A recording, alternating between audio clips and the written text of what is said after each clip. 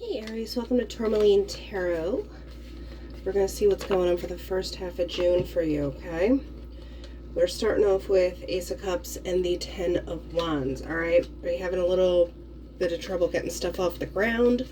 Or are you kind of giving too much and kind of carrying the brunt of stuff? Because ultimately, in the middle, we have Wheel of Fortune, Three of Cups, and the Six of Pentacles.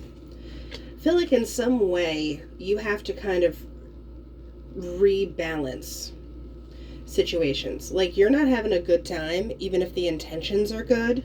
So there might be, the universe is like, hello, Aries, like cut loose a little. Maybe you need to open up to kind of see where the balance is. Because if you've been going through the motions and any kind of obligations, you might have kind of lost sight of that. And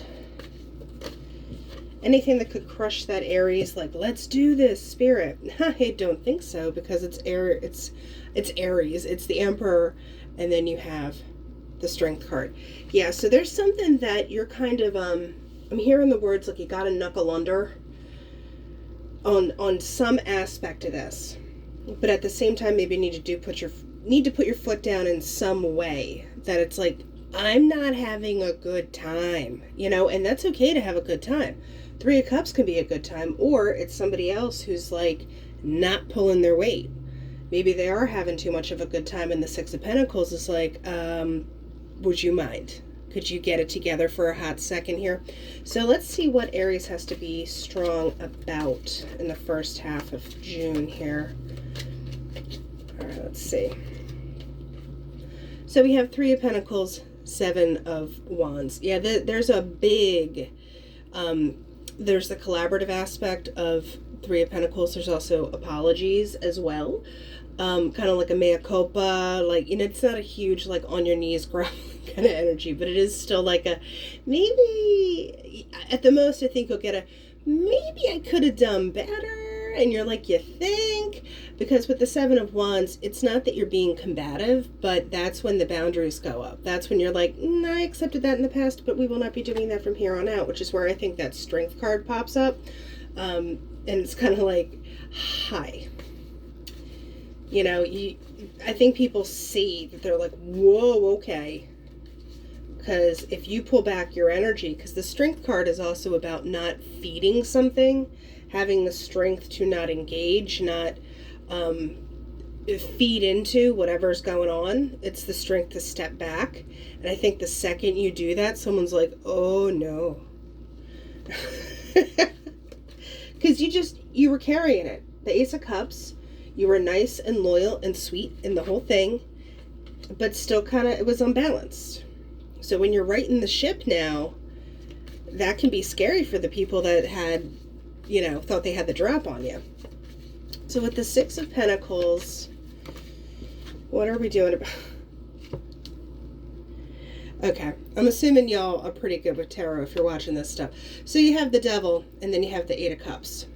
So I'm not reading that as a Capricorn. I'm reading this as the literal people trying to get away with stuff, people pushing buttons, people kind of like getting in, not in your face. I don't think it's an in-your-face energy. It's kind of like the, oh, I forgot to do this, and then you wind up doing it. It's not the overt disrespect. It's all that kind of underlying, like, here's another wand for you to carry. Here's another wand for you to carry. Here's another one. It's one of those kind of deals, and you're ditching that. And I am liking it for you, Aries. And I just pointed out Ace of Pentacles at the bottom with Page of Wands and Eight of Swords. I won't go any deeper, but it is Ten of Swords. So there is something you're done. You don't feel obligated to it anymore. And I think that's where people are like, uh-oh.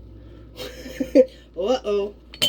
So let's go into the Oracle here. We have the person. So we'll see whether this is you or this is the person kind of pushing the buttons here. Yeah, so Broken Mirror and the Swords. I think this is the person. It doesn't have to be male. It's just kind of a representation. So, yeah, there's a broken mirror. When a mirror breaks, you don't put it back together again, right? Like, this is kind of like a hanged manish energy. Like, you have to see something for what it is, the way it is.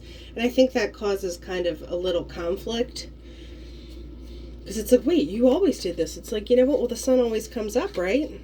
Don't just take it for granted. Yeah, cutting it out. So the scythe is like, no more. End of the line. Because it all factors into your stability and stuff. This is also, I like to point out the fact that sometimes when it comes to the home, there is kind of a pullback energy, like with that strength card, where you're like, nah, I'm just gonna, you go to where it's safe. You go to where you feel comfortable, and you're more interested in that aspect right now, potentially, than it is with this kind of like argy-bargy fighting stuff. Because here you go, yeah. Here's the children, new beginnings, and etc. And you have the anchor, which is, how are you going to get grounded? How are you rooting yourself from here on out? And how is someone else going to feel back here about this? Whoops. Okay, that's the key. The key is this boundary drawing. The key is that Seven of Wands, like, not today. And you're communicating it. The key is to be more vocal. If you have been squashing your voice to keep the peace, you know, now it's more important to keep your peace, because here's the fish. Back here, this is like an emotional card as well. It's like, you know, what runs under the water, emotions. I feel like somebody already knows that they're pushing stuff. And they're watching, because here's the shepherd, the snake, and the star. If it's almost like if you catch wind of what you really want, and they're just like, oh, like they're watching. They're kind of waiting for this. I think something has tipped them off, or something about your demeanor. And I'm not saying it's going to cause a major fight, but I think someone knows, like, the jig is up. You know, in some aspect. And it's kind of like, you know, the bills come and due on their attitude, or whatever it may be. Yeah. The moon is in this deck, it's more of like a Lenormand, like recognition of stuff. So you're gaining the recognition with this. And I'm not going to say you were disrespected, but people are seeing you and they know, like, ooh, okay, don't mess with that. Like, all right, we're not ticking off Aries. I like this, though. Blossom, blossom, blossom. So let's get a crystal card and just kind of like read the room here. 3 wanted to come. Okay. Wow, Aries. These crystal cards, like, love you, but they're really good ones. Okay, you got tourmaline. Unity, love, protection, diamond, absorbing, abundance, and purifying, and veracite, which is perceptive, virtuous, and timeless. And I just like reading the back of these because the divinatory meanings are pretty bomb. So tourmaline is, it's time to move forwards with unity in all things. Connect with nature and let eternal cycles of life bring you balance and wisdom. Diamond is, signifies a need to get ready for change. The light will soon illuminate your way forward. Are you ready to make the necessary changes? Are you? Okay. So then we have, with the veracite, it is, need to be still and open to understanding and being true to the self. Release pretense and pretensions and let your inner self shine out. Okay, so universe is saying, like, please, Aries, do you. You have, like, so much to offer. And just whoever is trying to get things under the wire on you, put your foot down. All right, so that's what we have for the first part of June, and I'll talk to you later.